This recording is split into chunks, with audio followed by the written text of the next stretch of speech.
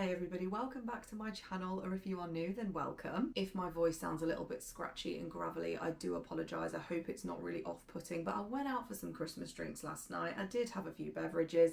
I tend to get a bit loud when I've had a few drinks, and as a result my throat feels like razor blades. But that is not why you're here. More likely you are here because you want to know about all the books that I read in November, and I had a pretty good month. I'm excited to talk to you about all the books that I read, so let's get into it. I read a total of 9 books in November, which is actually pretty good for me. I normally average around the 6 or 7 mark, depending on what I'm reading and depending on what I'm doing. One of those 9 was an audiobook. Some of these books are quite chunky, and I think I managed to read 9 because I actually had a week off in November, and all I pretty much did in that week off was read. It was great. Best week off of my life.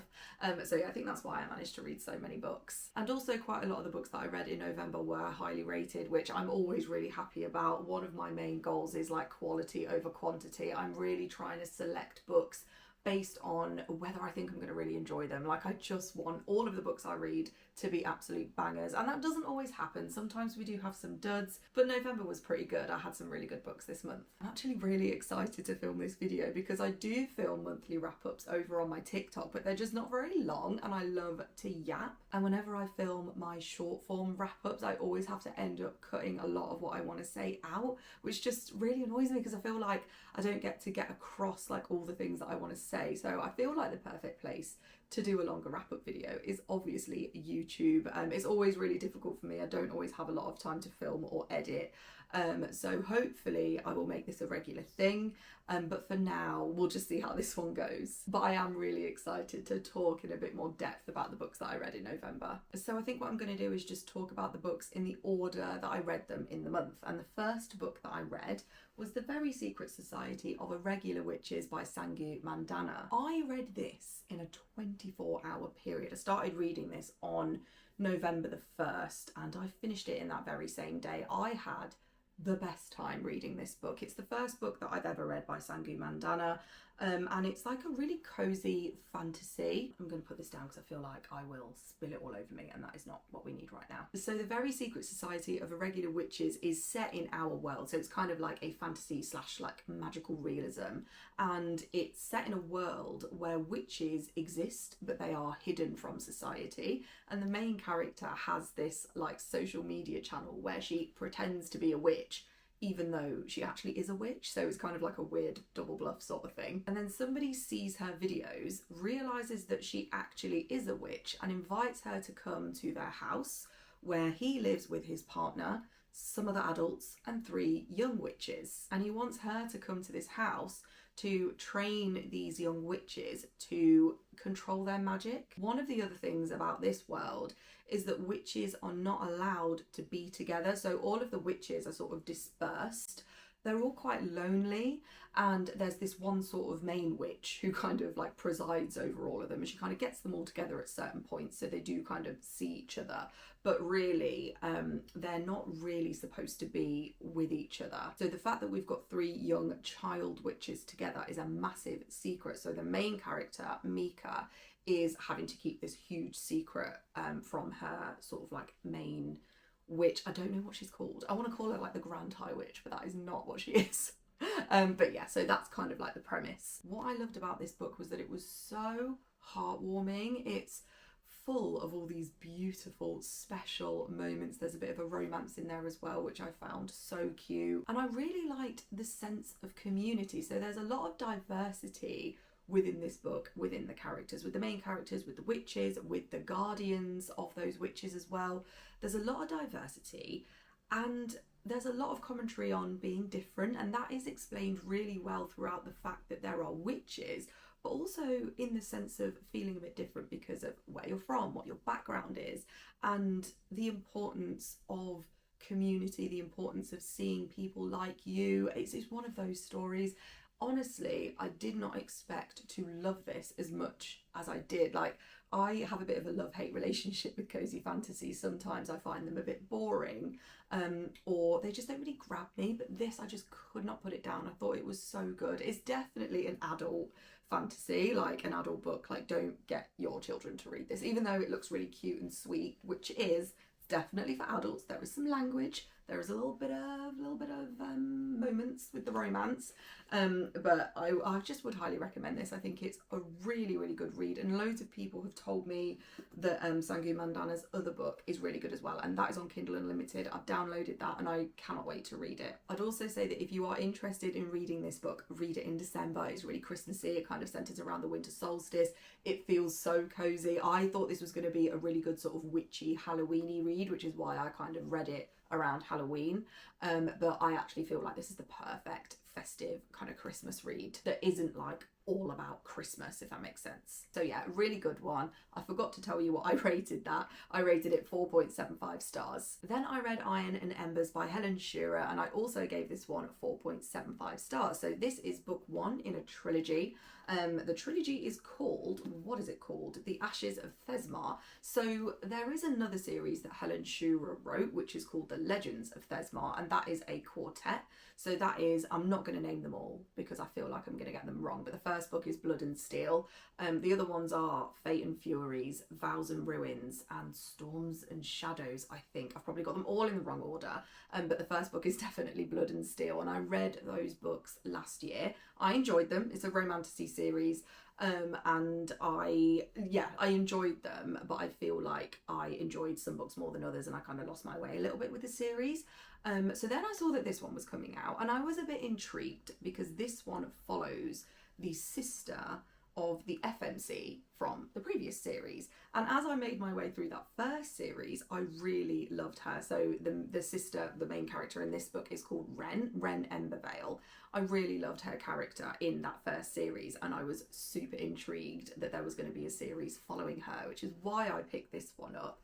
I really loved it. I just feel like this is a bit of me, like that's the only way I can describe it. So Ren is an alchemist, and she gets to attend this prestigious alchemy school. She takes part in all of these lessons. There's loads of things that she has to learn. She's got to go through some trials as well as part of her first year. She's meeting new people, and also this follows that first series that I mentioned. So this all happens 5 years after that. So she's kind of working through some trauma that she's experienced in that first series. I will say I don't think you have to read that first series to enjoy this. And I know that's difficult for me to say because I have read that first series, but this does a good job of getting you to understand the mind of the characters that were also in that first series. Some of them are new, some of them are old. But this book does a really good job of kind of catching you up on what they have been through and how they are, where they are right now. So I just really love that. Anything to do with potions and alchemy is very much up my street, and I just had so much fun reading this one. If you like found family, if you like romantasy, like this is a little bit spicy. It's not super spicy, but there is a thing with her bodyguard, and yeah, I'll just leave that there. Yeah, I just had a lot of fun reading this one, and I will be carrying on the series for sure. I feel like I can hear myself speaking and my throat just sounds really bad. We switched it up a little bit with my next book, and I read Frankenstein by Mary Shelley. This one's actually a reread for me. I have read this book now 3 or 4 times. I read it when I was really young. I read it again at university, and I read it again in November. I feel like I've read it 4 times, but honestly, I'm obviously not keeping count, but I've read it a lot. Loved it. I gave it 4.5 stars. I feel like the more I read this book, the more I appreciate it, and the higher and higher it goes in ratings. I decided to read this one because of the new film that came out in November. I'm not going to talk about the film because, I mean, look, I liked it, right? I did like that film. Here I am talking about the film. I said I wasn't going to talk about it, and I am. I liked the film, the Netflix adaptation.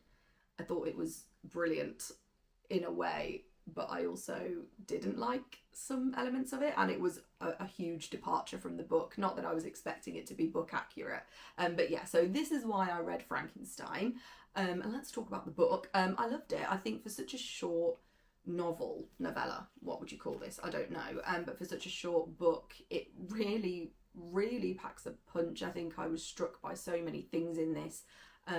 Victor Frankenstein's obsession with his creation and with the knowledge that he's learning, and the way that comes across in the page, the way that he isolates himself from everybody. I don't know why, but that just really stuck with me. I also really enjoyed the juxtaposition between nature and science, and I think that's quite a large theme in this book and of the time period as well, especially Mary Shelley, who wrote this, her husband and Lord Byron were prominent figures in the Romantic movement, and I think there was a lot of commentary on science and the kind of Industrial Revolution. If I'm right, it might not be the Industrial Revolution, but all of the kind of science that was sort of taking place at that time as well. It was kind of warring between science and nature, and that is something that comes across in this book as well. And the way that the nature, like the descriptions of nature are described, are stunning, and the way that nature has an impact on our characters versus the way the science has an impact is amazing. The creature is fantastic. The creature's story, and how he learns, or it learns, whatever, by observation. There's just so much in this text that you can just appreciate. And it took me a while to read, I think just because of the language. I'm not really used to reading classics anymore. Is one thing that I want to read a lot more in 2026, by the way. I really have enjoyed picking up some classics this year. But yeah, I think it took me a little bit longer to read just because of that fact. But I really enjoyed reacquainting myself with this. I really enjoyed the language. And yeah, it made me think a lot. And I think so I read this and then I immediately watched the film, and the film was just completely different for so many reasons.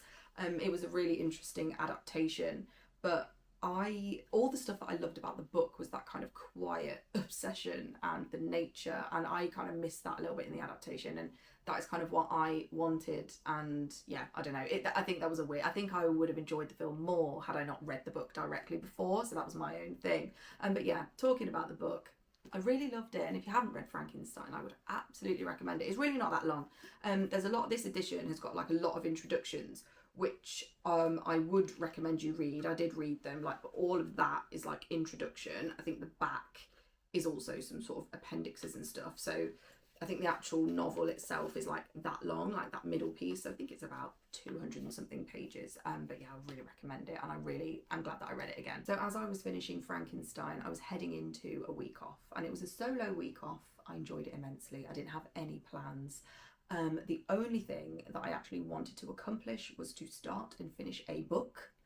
I did that, and that book was Ship of Destiny by Robin Hobb, which is book 3 in the Live Ship Traders trilogy. You can see why I wanted a week off to read this, because Jesus Christ, it's long. It's over 900 pages. I think it's like 903 pages exactly. I really loved the first 2 books in the series, which are Ship of Magic and The Mad Ship, and I was so excited to read this book, and I just wanted to dedicate just all of the time to read this. And one of my favourite reading experiences this year, I gave it 5 stars. It's kind of difficult to talk about this without talking about the whole series, and actually I did a vlog where I was reading Ship of Magic, which is book 1, so go and watch that if you haven't. But it's just like me reading that book throughout the course of a week, another week off that I had, and I wanted to read that book. I feel like I can't keep taking a week off when I want to read Robin Hobb, because I mean, I don't have enough annual leave, firstly. But anyway, I really enjoyed Ship of Destiny. I can't talk too much about the plot because it's book 3. But it was just a brilliant payoff. Robin Hobb is one of the best fantasy writers I have ever come across, and I only learned who Robin Hobb was through Book Talk, which is a crime in a way. I'm like really grateful that I learned who Robin Hobb was through the internet, but I just feel like I should have known who she was way before then. Do you know what I mean? Like, incredible writing, incredible storytelling. I am someone that is really here for character development. For me, if I'm rating books really highly, it's because I've really got into the characters, and I might not like them all, but I'm interested in reading about them. I'm always really interested in reading about complex dynamics with the relationships of characters, and this series just has it in droves.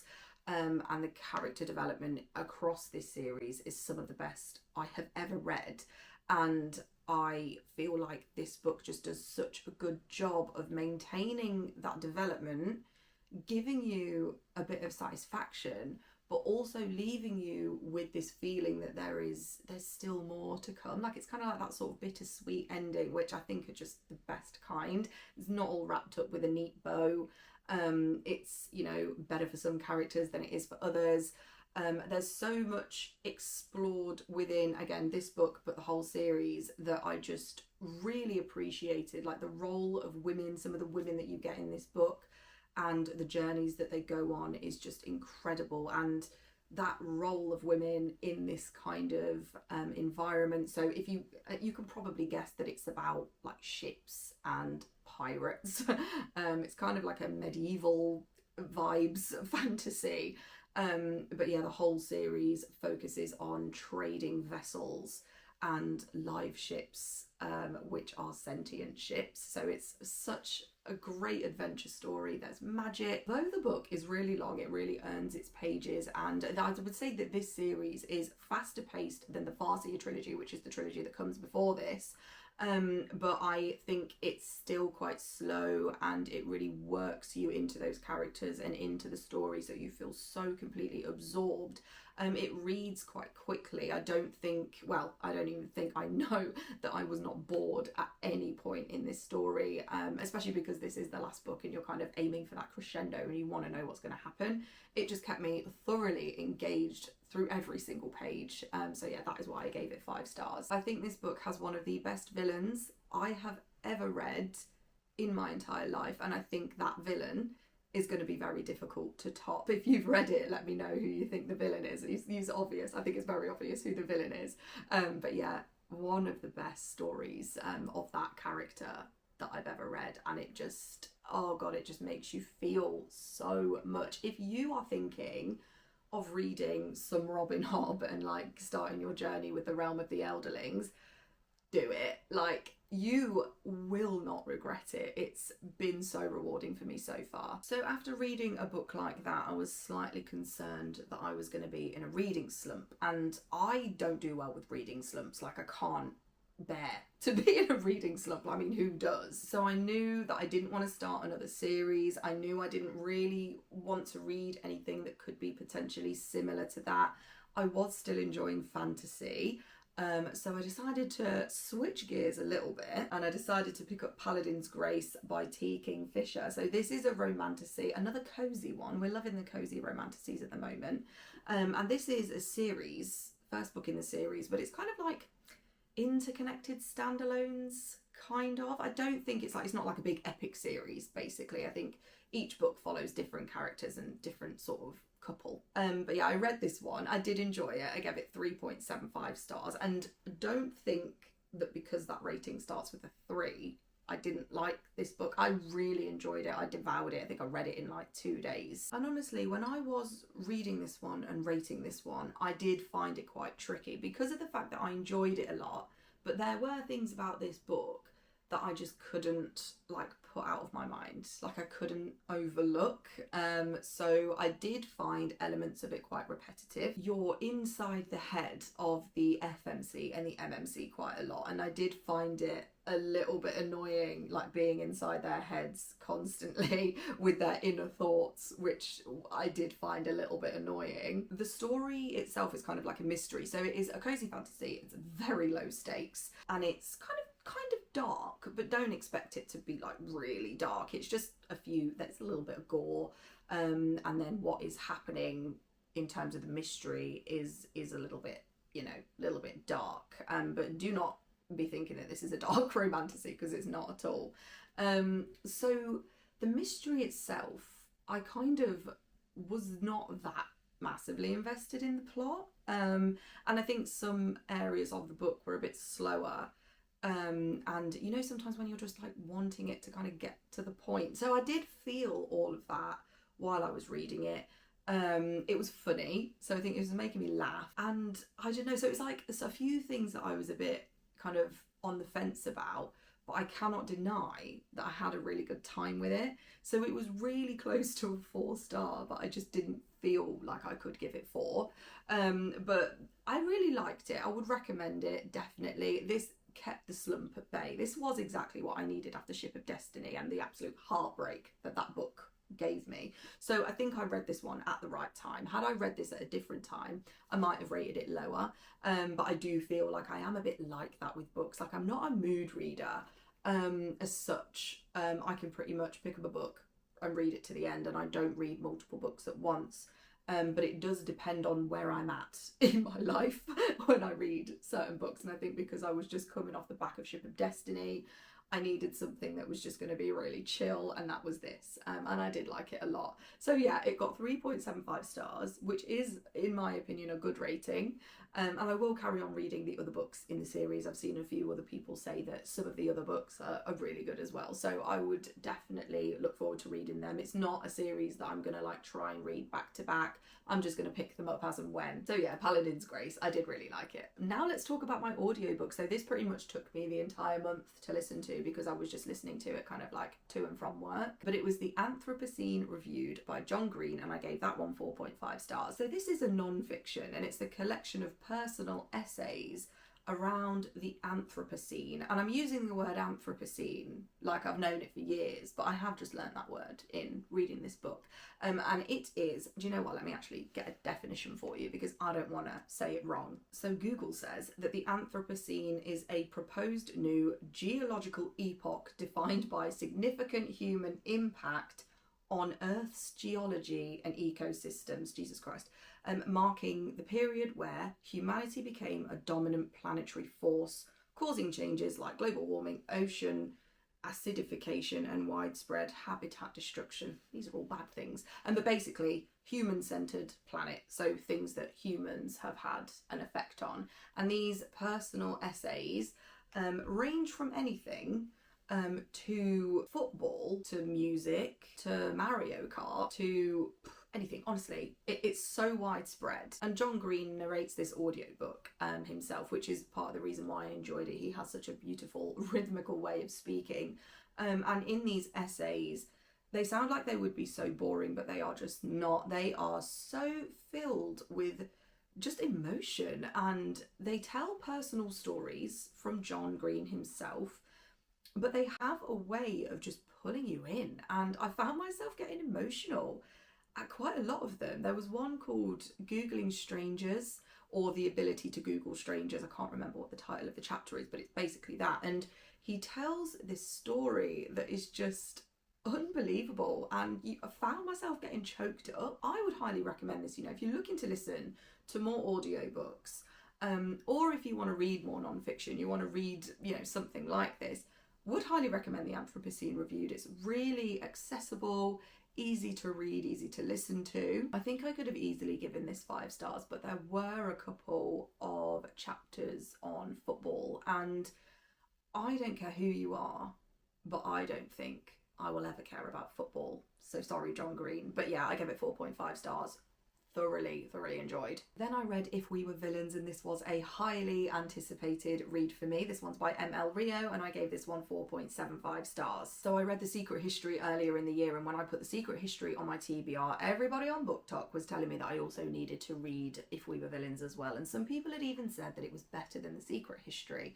I would say that I preferred The Secret History. I gave that one 5 stars. I gave this one 4.75. I definitely see why people compare the two, and I definitely see why people might enjoy this one more. I feel like I've got a hair in my eye and it is really bothering me.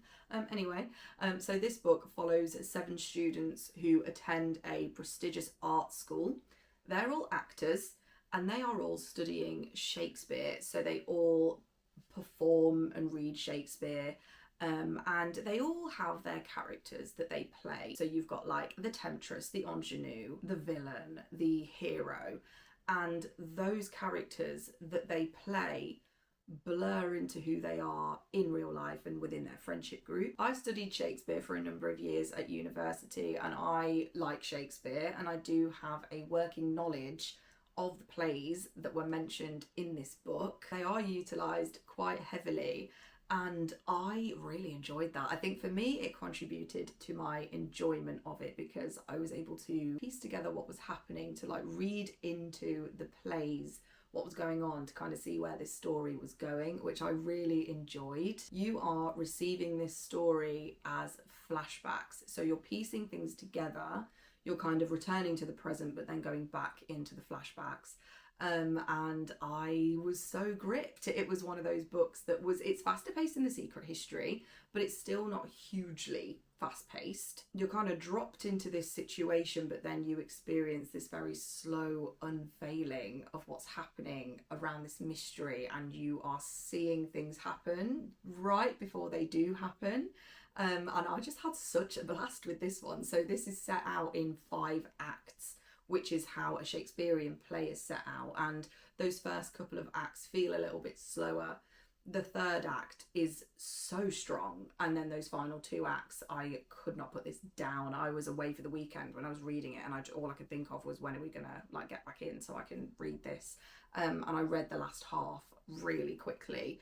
So good. I think why would I prefer The Secret History more? I think I actually prefer how slow that one is, and I think I prefer how it's just so layered. It's much longer as well, and I think, like I said earlier, like, I quite like slow paced books, and I really like books that just take a long time to like dig you into the story and the characters. And I found that the characters in The Secret History, not that I'm trying to compare the two like in my wrap up, but anyway, the characters in The Secret History were very, very unlikable, but for me that was the draw. Whereas these, some of them are kind of unlikable, but they're not horrible to have to spend an entire book with. They're more like troubled, and I think what you're more interested in with this is their relationship with one another, how they're all entwined. Generally the story is so gripping, and I really, really loved the ending of this one. I thought the ending was so good, and one that I will be thinking about for a long time. I think I will reread The Secret History multiple times throughout my life, and I do think I would do the same with If We Were Villains as well. So if you maybe read The Secret History and kind of liked it but didn't like how slow it is, give If We Were Villains a go, because you might find yourself getting through that one a bit quicker. I don't know if you can see, but my mug is steaming again, and that's a continuity error, which is going to bother me when I edit. I know it is, but I've had to go and refill my mug because my throat keeps seizing up and it keeps going really dry. And yeah, I've only got 2 more books to talk about. I don't think I should have filmed this after going out for drinks. I don't even drink that much anymore, and I'm feeling it. It's not great being 33 in terms of the alcohol tolerance. But anyway. The next book I read was The Stone Sky by N.K. Jemisin, which is the 3rd book in the Broken Earth trilogy, so the final book of that series. So another series wrapped up, which I was really happy about. So I gave that one 3.75 stars. So my journey with the Broken Earth trilogy was kind of a rocky one, pun not intended. I read the 1st book, which is the 5th season, and I loved it. It did take me a long time to get into it, but when I did, and when things started to click for me, I thought it was outstanding. I gave it 4.75 stars. I read the 2nd book, which is The Obelisk Gate, and I really, really struggled with that one. I gave it 3 stars. I feel like that 1st book had so much that was making me wonder, and I was like, what's going on? And I'm trying to piece things together, and I kind of missed that a little bit in the 2nd book. That element of mystery was kind of gone, and I found myself really struggling to connect with the plot and with the characters, though there was lots to like about it. So yeah, it was a difficult one, and I did put off reading that 3rd book for a while because I was just worried that I wasn't going to like it, but I really did want to finish that series, and a lot of people had said that the 3rd book is a good end to the series. So I read that one, and I definitely found it much faster paced. The plot, the story was moving forward a lot more. Those relationships between the characters, another thing, I think I said this earlier when I was talking about Ship of Destiny, but I really, really love complex character relationships, and there are some really complex ones in here, and the characters are very complex, what they go through. So all of that, I found myself getting connected to it once again. But I think that 2nd book, I'm feeling like I missed a lot of it because I just wasn't engaged. And I feel like the Broken Earth trilogy is a book that you really need to engage with. And, you know, there's so much within the world building that is absolutely masterful. You know, the creation of these characters in this world and how it all works together, where it stems from, and the message and metaphor behind it is so good. And I found that so strongly in the 5th season, but I don't know what it is about that second book, but it just made me not engage enough with the series, if that makes any sense. It's, I don't know, I'm really overthinking it, but I just feel like I enjoyed the 3rd book for what it was in terms of plot, on a very surface level. And I enjoyed the way that everything came together. I really enjoyed the end to that series and how it all kind of rounded off. But I just feel like I missed out on a lot because I didn't engage fully with it all. And I don't know what I could have done differently. There's a lot of passages that end mostly every chapter, which is kind of like, you know, history excerpts and things like that. And I just found those really, really difficult to actually read and get into my head, and I think if I'd have paid a bit more attention to those, I might have engaged a bit more with the story and I might have taken a bit more from it. Not to say I didn't take anything from it, because I think I did, but yeah, I don't know. I think I was just a bit upset with my experience. I was hoping to really love that series and I just didn't, and that's not going to happen with everything. I'm not going to love everything, but I think what I can take away from it is that first book was just fantastic, and like I said with Paladin's Grace, 3.75 was is not a low rating for me, really. It's pretty good, and it's like when I look back at some of the 4 stars that I've given in the past, I've enjoyed those books way more than I've enjoyed The Stone Sky. So yeah, I gave that one 3.75 stars. And yeah, let me know if you've read it, if you've read that series, what you thought about it.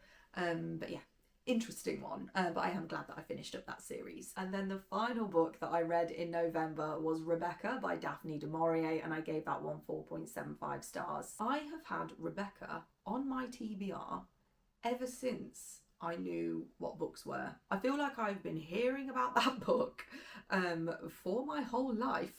You know, teachers talk about it, my lecturers were talking about it, people that I know have said to read it, and it's always been like there or thereabouts, but I've just not really felt in the mood to read it. And I only really have got back into reading over the last sort of 2-3 years, just kind of finding my feet again with reading, and I haven't really picked up a classic in ages, not since like this year really. So I felt the urge to read Rebecca, and oh my god, I am so glad that I did. I had the best time with that book. Not best time, because I would have given it 5 stars, but yeah, you know, really good time with that book. I thought it was beautifully written. The story was so like gripping, but not in a kind of fast-paced, page-turny sort of way, just kind of an edge of your seat, like feeling very unsettled throughout reading it and not really knowing where it's going. Like the main character is very young, she's very naive, she's got this kind of anxious disposition, very insecure feeling, it seems, and her narrative and the way she kind of moves through her life,